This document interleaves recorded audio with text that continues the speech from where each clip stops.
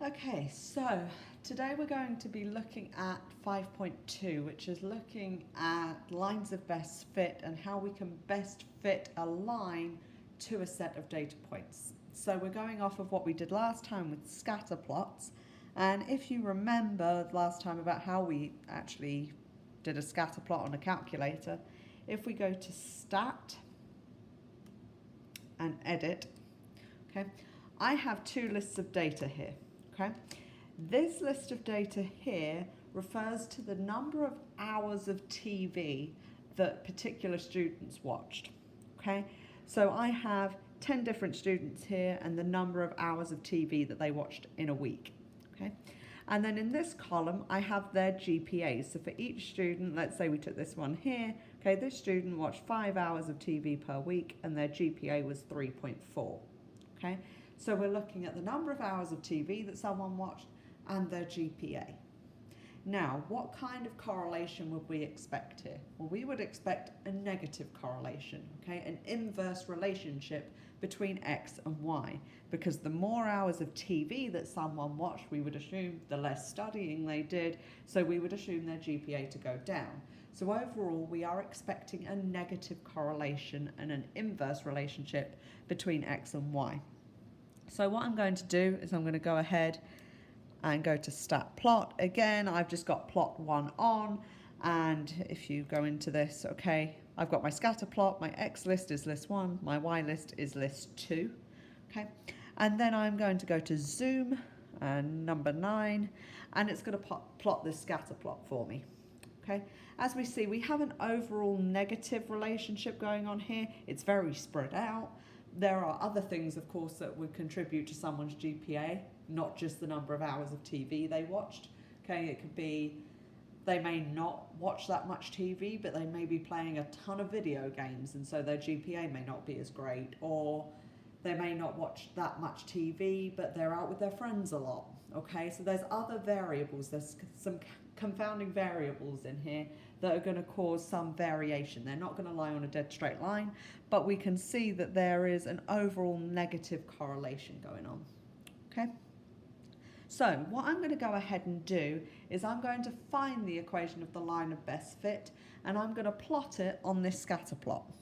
So if I go to Stat and I go to Calc, and I'm going to go down to number 4 again, okay, my linear regression equation. And exactly the same as we did before, okay, this is where we found our correlation coefficient, our R value. And this time we're going to be looking at the value of A and B. So then we can go ahead and find the equation of the line of best fit, the line that best fits our data. So my X list was list 1, my Y list was list 2. The only difference is that now what I want to do is I want to store the equation of my line of best fit in my calculator.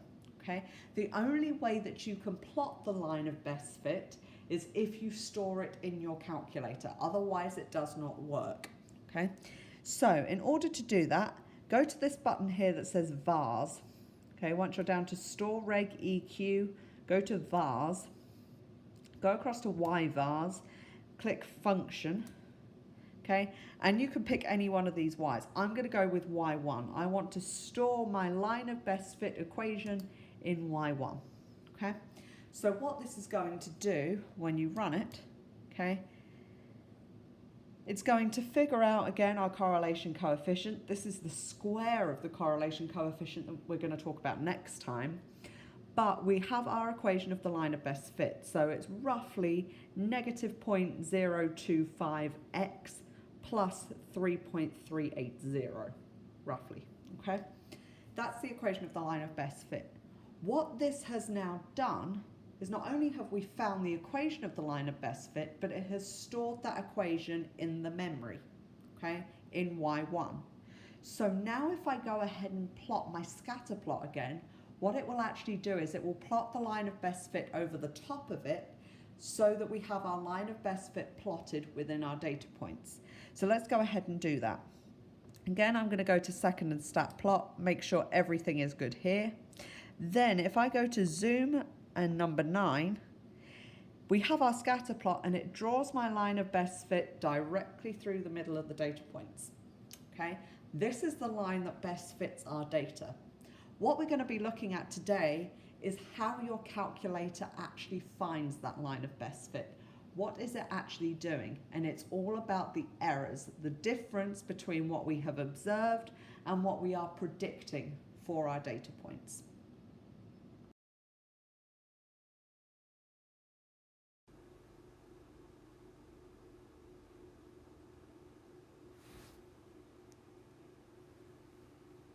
So we can see how useful this line of best fit is for some data, okay? It can show you a great deal of information about the relationship between the x variable and the y variable. There are three things that we look for with a line of best fit.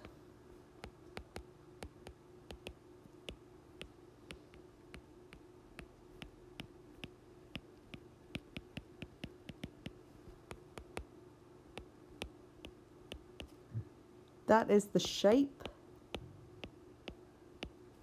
the direction, and the strength of our data. So if you look at the data set, okay, you've got this scatter plot where we've got an x variable and a y variable, and we plot x against y, and we do that for all of our data points. Then you draw a line of best fit that goes directly through the middle of the data points, okay? You'll get the general shape of the data, whether it is clustered very close to the line or whether it is more spread out. So we can see the shape of it, okay? We can see the direction of it, whether it be positive, negative, or if there's just no correlation, and again, it's very spread out. And we can see how strong it is by how close the data points lie to the line, or whether, again, they are really spread out with no correlation whatsoever. So this line of best fit tells us the shape, the direction, and the strength of this data. Of course, the further away that the data points are from the line of best fit, the weaker the relationship is between the variables.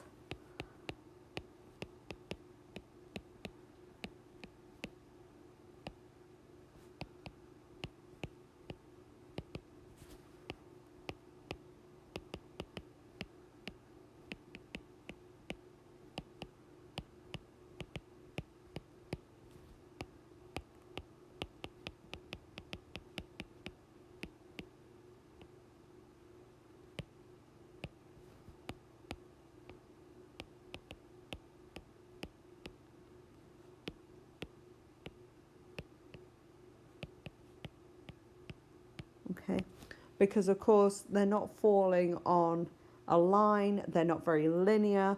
Okay, the R value is going to be closer to 0, they're going to be more scattered, and therefore there's a weaker relationship between the x variable and the y variable. As we talk about this line of best fit, there is another against all odds video. It's video number 11, and it looks at fitting a line to some data. Again, it's on the Against All Odds Videos tab in Blackboard, so you can go ahead and watch that. So, as we've said before, okay, the line of best fit, okay, is linear. Okay, it's just one straight line, which means it takes on the form that we all know of y is equal to mx plus b. Okay, we've seen this equation many times before. We know that m is the slope, and we know that b is the y-intercept of the line, the point on the y-axis where this line will hit. Okay.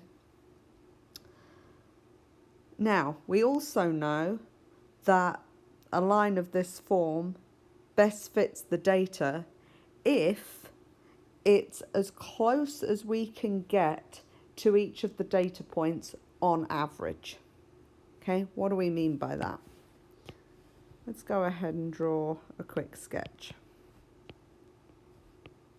Okay, we've got this line of best fit of the form y is equal to mx plus b, and our data points are all scattered around it. So let's draw some data points in first. I'm going to go with something that has pretty positive correlation. It's got some spread to it, but it's pretty positive. It's going in that positive direction.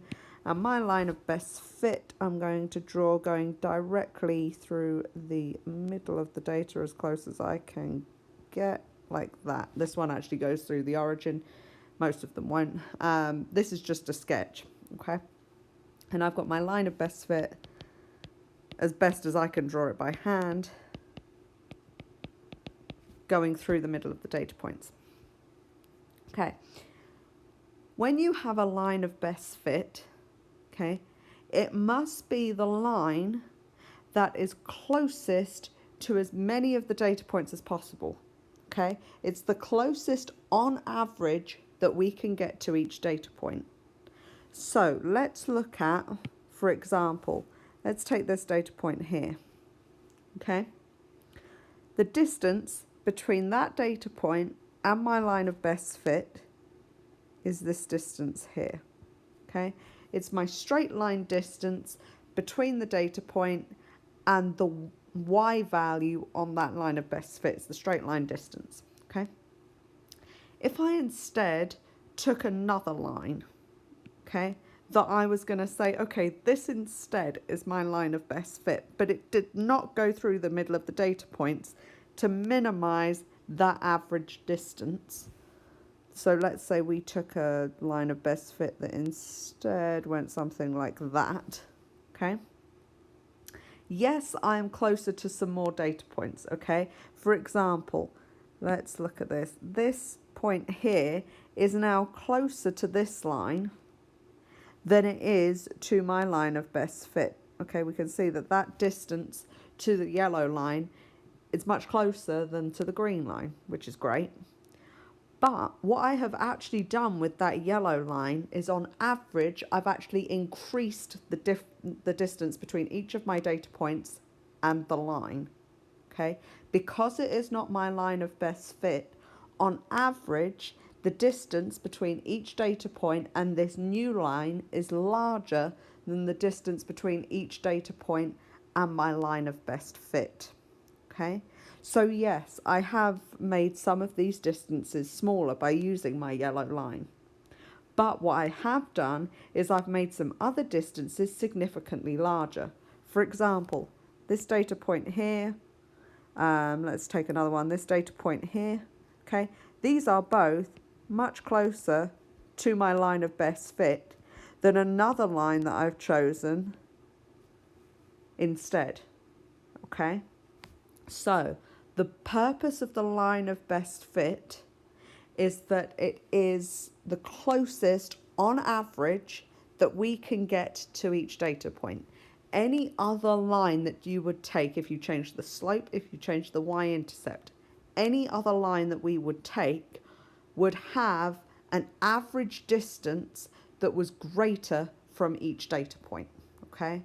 And again, it's on average because it may be closer to some data points, but on average, there's going to be a lot more data points that are actually further away from any other line than they are to the line of best fit, okay?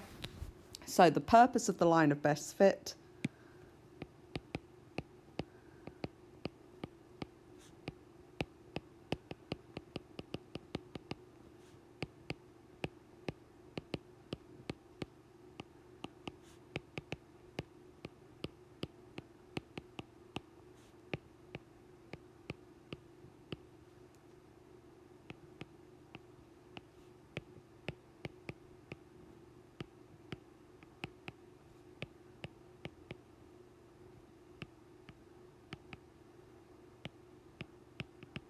okay?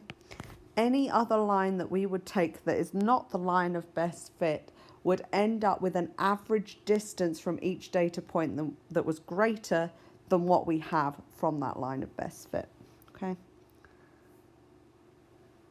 Now, the question is, how do we find M and B?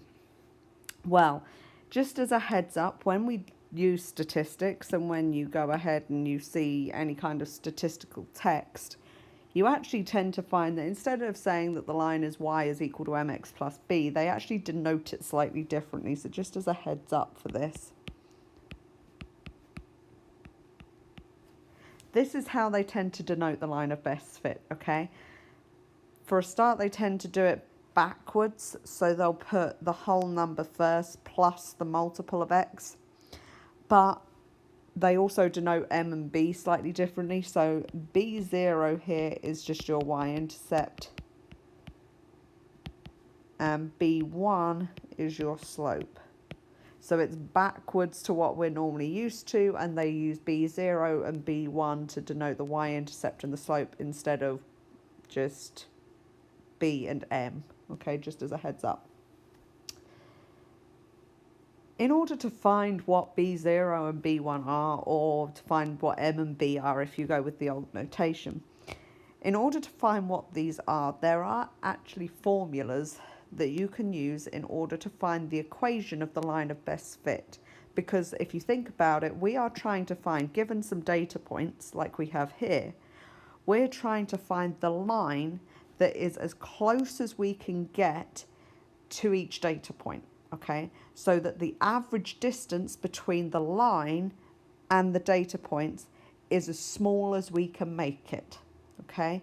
And we need to find the equation of that line that does that, that minimizes the distance between the data points and the line. So there's a horrible formula that you can use to find B0 and B1. You're never going to be asked to do that, okay? Instead, we're going to be using a calculator, and your calculator does something called regression analysis. And we're also going to be doing this in Excel next week. And Excel can again find a line of best fit for you, just like your calculator can. When you go through regression analysis, you are finding the line of best fit. The reason that statisticians love to do this is because it means that you can find the relationship between x and y and find an estimate for what is going to happen to y depending on your data value x. Okay, so all regression analysis, by regression analysis I mean finding a line of best fit, what this does is it gives you an estimate for the relationship between the x and the y variable. Okay, if we come back to our line of best fit here, let's say I wanted to know what happened to y at this particular x value. Now I have no data point at that particular x value, okay? There is no, if we go all the way up, okay, I have no data point at that x value, okay? So if I wanted to estimate what would happen at that particular x value, an estimate for what my y value would be, I would take my x value, I would plug it into my line of best fit, and the value of y on that line of best fit that corresponds to that x value would give me an estimate for what is going to happen in this situation, okay? So the purpose of a line of best fit is it gives me an estimate for the y value given a certain x value, okay? So regression analysis, finding a line of best fit, enables us to estimate a relationship between x and y. Okay, so for any given x value, we can estimate the corresponding y value.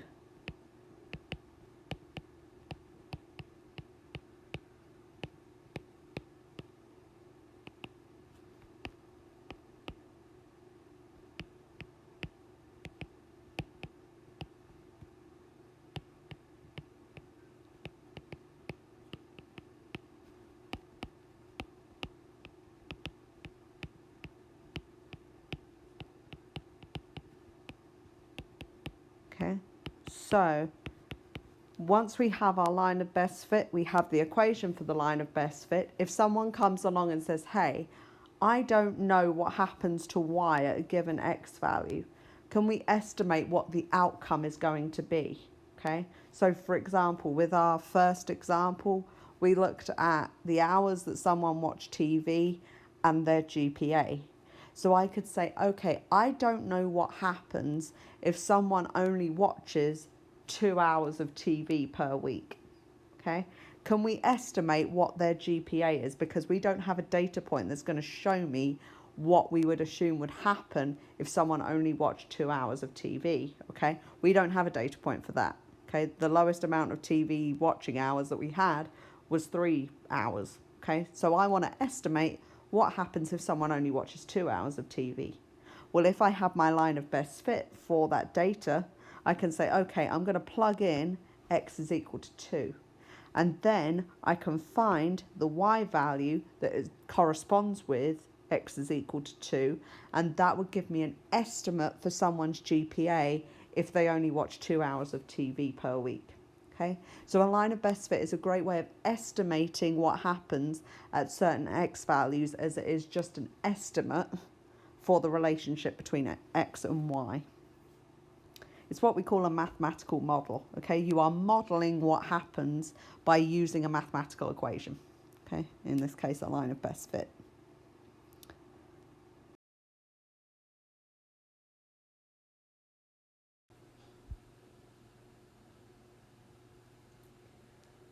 So now the question is, given a data set, and we can plot a scatter plot for that if we want to, how do we find that line of best fit that best fits our data set? Okay, so how do we find this value of B0 and B1 in order to find this equation of the line of best fit for a data set? Well, we're actually going to use our calculators to do this because the formulas are way too complicated, but I'm going to tell you how your calculator does this. Okay. First thing we need to look at are errors, okay? Now, a line of best fit is never going to hit every single one of your data points, okay? Let's draw out a quick diagram again. Okay, we've got our x-axis and our y-axis. And then we've got a bunch of data points. We're going to, again, give them a positive correlation, okay? Line of best fit that goes through it is going to probably, for this data, look something like that. Okay, it doesn't have to go through the origin, it probably wouldn't, it's just that how my sketch has turned out, it goes through the origin. Okay, say that this is the line of best fit. It's the line that best fits our data and goes most accurately through the center of the data. Okay, the purpose of the line of best fit is such that the error between the actual y value for a given x, the actual observed y value for a given x, and the predicted y value for a given x value, and the predicted y value comes from the line, is such that the error, the difference between those two, is minimized. What do we mean by that? Let's take a random data point. Okay, let's say that we went with, let's try one of these top data points up here. Let's try this one here. Now its x value, if we quickly sketch this out, its x value is roughly here, okay? And its y coordinate is roughly here, okay? So its xy coordinates are found there and there. Now, for that given x value, this value here is our observed y value. It's the value of y that we observed for that given x. So back to our example that we had before, given that someone watches X amount of hours of TV in a week, the y value, the observed y value, would be the observed GPA of the person that actually did watch that many hours of TV in a week, okay? It's actually a data point that we observed, the GPA of the person that watched X amount of hours of TV, okay? But if we were to use the linear model of our line of best fit in order to predict what the GPA of someone that watched X amount of hours of TV was, we would say, okay, given that X value, we would actually predict that the GPA that that person had was actually this Y value here, okay? So we have a difference between what we actually observed and what we predicted the Y value to be. The difference between those two is this straight line distance here, and that is the error. It's the difference between the observed value and the predicted value for y. Now the actual predicted value for y we actually tend to denote by y hat, and we denote the observed value of y by just y.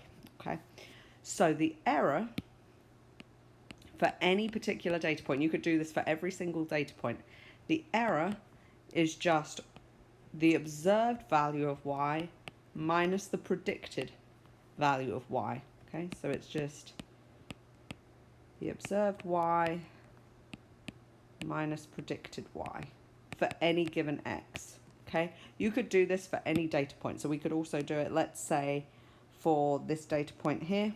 Okay, its actual y value was here, but for that given x value, okay, its predicted y value was actually down here.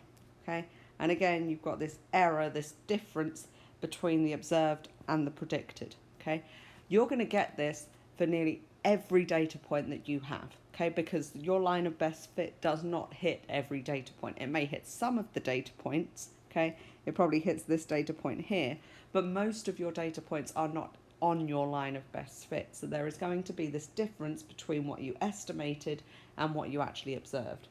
Okay, we can actually write the observed y value and the predicted y value in terms of our line of best fit. Okay, now for the estimated y value for a given x,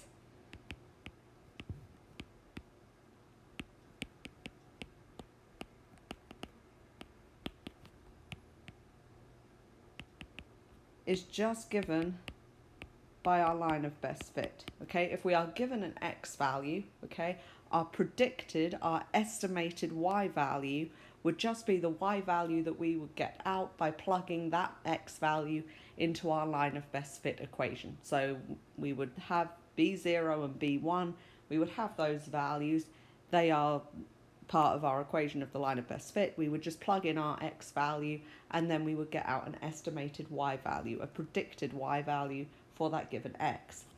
Now the actual y value, again we actually denote the estimated y by y hat.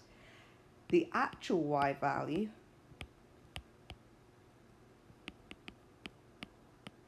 for a given x value, okay, let's come back to what we had back here. Okay, we said that the error term was our actual y value, our observed y value, minus the predicted y value. So if I'm trying to find out what my observed y value is, I can say that y is equal to my error term plus y hat. Okay, so my observed y is just the error plus my predicted y value. Well, my predicted y value I already have an equation for. So I can say that y is equal to y hat plus the error term, which is just b0 plus b1x plus some error. Okay, so your actual y value is always going to be your predicted y value plus an error term. Now that error can be positive or negative because you have some points here that are below the line of best fit.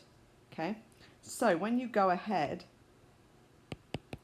and find y and y hat, in this case this would be y and this would be y hat, and then you did y minus y hat, this error here would actually be negative, okay, because that point is below the line of best fit. So your error term here can be positive or negative depending on whether the point falls above or below the line of best fit. That's actually very important, okay? Going back to actually finding this line of best fit, okay? Your line of best fit is the line that best fits the data, okay? It's the line such that on average, these errors are minimized, okay? If you took any other line through this data, let's say we took a line like this, okay, and said, this is our line of best fit.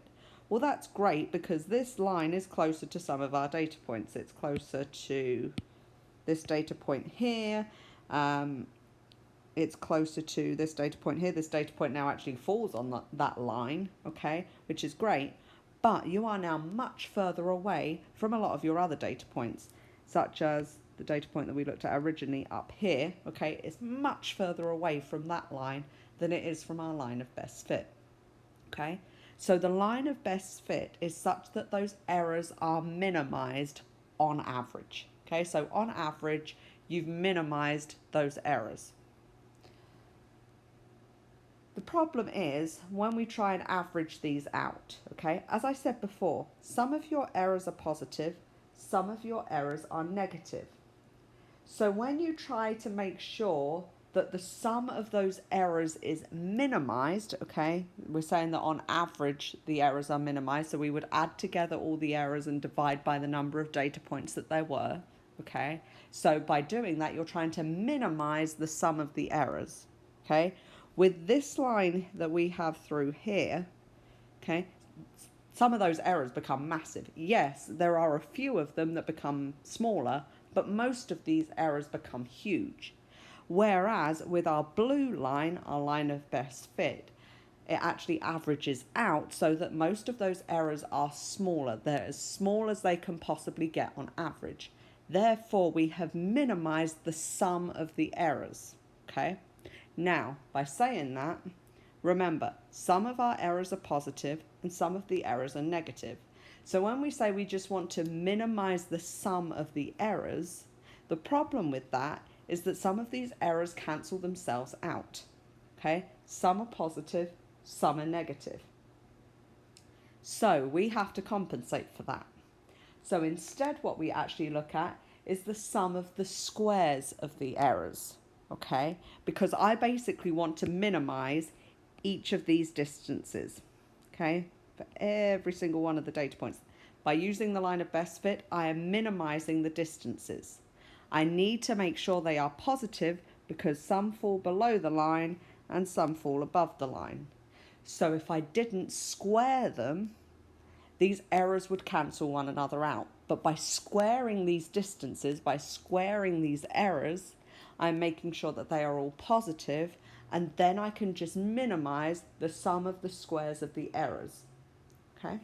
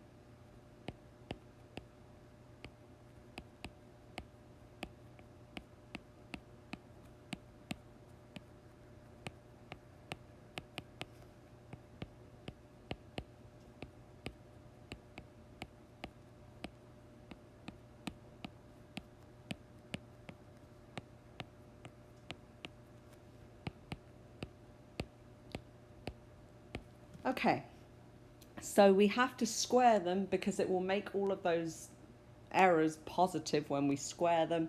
Then we can add them together, and the goal is to actually minimize the sum of the squares of the errors, to minimize the sum of all of those errors squared added together, okay? If you ever get, we actually call the sum of the squares of the errors, you'll actually see it denoted as SSE. If that is ever equal to 0, okay, so if the sum of the squares of the errors equals 0, what is happening here? Okay, come back to our diagram. Okay, Let's look at this diagram. When we take the sum of the squares of the errors, okay, we are taking each one of our errors, we are squaring them, and we are adding them together for every single data point, okay?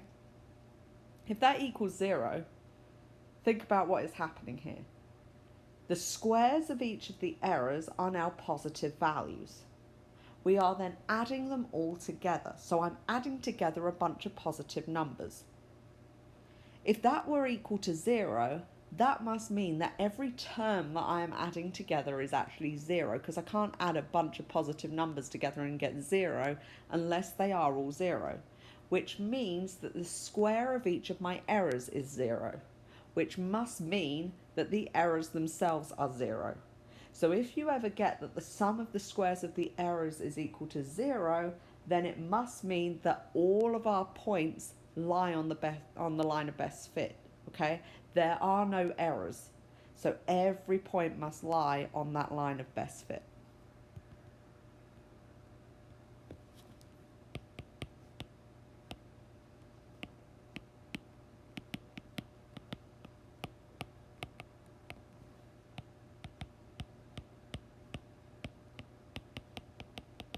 If that is the case, that means that all of our data points lie in a straight line. So therefore we have perfectly linear data. So that must mean that your R value is equal to 1 or negative 1.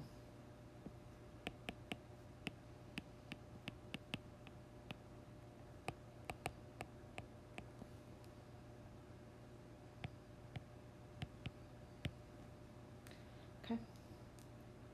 Now, this is what your calculator is doing when it goes ahead to find that equation for the line of best fit. Okay, in order to find B0 and B1, it uses very complicated formulas, which you can actually find if you look at the online textbook part of 5.2. They're very complicated, you do not need to know them. But this is what your calculator is doing. It looks at the data points and it tries to minimize the sum of the squares of the errors. So it tries to put a line through the data points and say, okay, can I minimize the square of each of the errors between the observed y value and the predicted y value? Can I minimize that distance between the line and the data point? And I'm going to square those distances to make them positive. I'm going to add them together and try and minimize that value, that summed value, okay?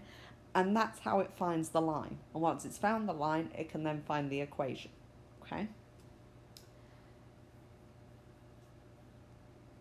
Just as a heads up, this is kind of a side note, when we actually find the equation of a line, I just want to quickly go through that. We know that a line of best fit, as I said, has this format, okay? We know that B0 is our y-intercept, okay? I just quickly want to talk about what these values mean again, just to make sure everyone's on the same page, as it may have been a while since you've seen this. B0 is the y-intercept, okay? That means that B0 is the value on the y-axis at which the line crosses that axis. So as the line crosses the y-axis, okay, this line would cross the y-axis at y is equal to B0. So whenever you had a line, okay, this is your y-axis. If you've got a line that crosses it, okay, the equation of that line would have a y-intercept of B0, okay? It's just the point on the y-axis at which the line crosses it, okay?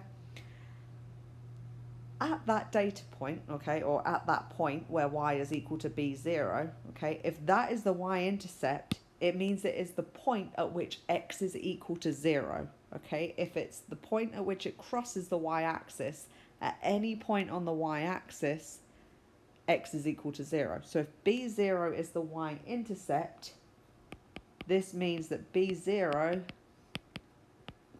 is the predicted value for y, as we called it, y hat, okay, was the predicted value for y. B0 is the y hat value when x is equal to 0, okay? It's the predicted value of y because it's falls on our line of best fit. So B0 is our estimated value for the y variable when x is 0. Okay. So going back to our original example, if we said that someone watched 0 hours of TV in a week, okay, B0 would be their predicted GPA if they watch no TV.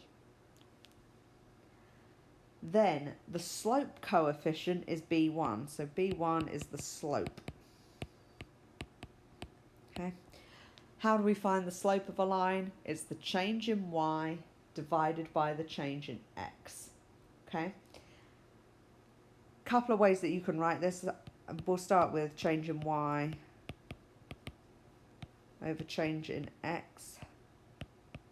Okay, so if you took any 2 points on the line, okay, you take the difference of their y coordinates divided by the difference of their x coordinates, and that works for any 2 points on the line, and that will give you B1. Okay.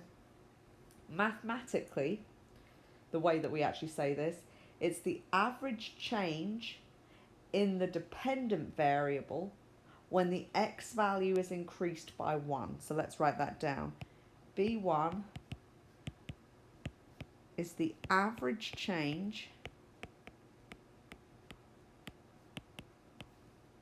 in y, the dependent variable, okay, because remember y depends on x. It's the average change in y when the x value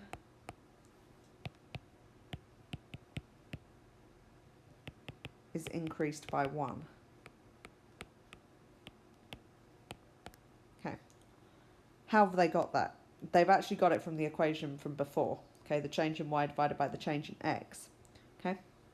I can look at the difference in the y coordinates for 2 points on my line of best fit. Okay. But if I take those 2 points on my line of best fit to only have an x value that is one difference from the other, okay, so let's say I took the 2 points on the line of best fit where x is equal to 2 and x is equal to 3, okay, I have a difference in 1 on my x values, which means that my change in x would just be 1. Then my change in y value, okay, whatever that may be, means that B1 is equal to that difference in my y coordinates divided by 1. Okay, so another way that we can say this, if we took the 2 data points that were actually right next to one another, where the x values were only 1 apart, let's say x is 2 and x is 3, okay, B1 is just the change in the y value when we have just increased our x value by 1. Okay, that's another way of saying it, and it comes just from this formula here. But we're just saying that we're taking two data points where the x values are only 1 apart. That's all that's saying. Okay, it's just an easier way of looking at it on a graph and an easier way of actually stating it. Okay, so the slope, another way of describing it, is the average change in y when the x value is just increased by 1. Okay, when we say average change in y, it can be an increase or a decrease depending on whether you have a slope that goes that way or a slope that goes that way. Okay, in this one, when we increase x by 1, y is also going to increase, okay, by however many. In this graph, when we've increased x by 1, the y value actually decreases, okay? So when we increase x by 1, the y value is actually going to decrease, okay? So it's the average change, whether that be an increase or a decrease in y when we increase x by 1.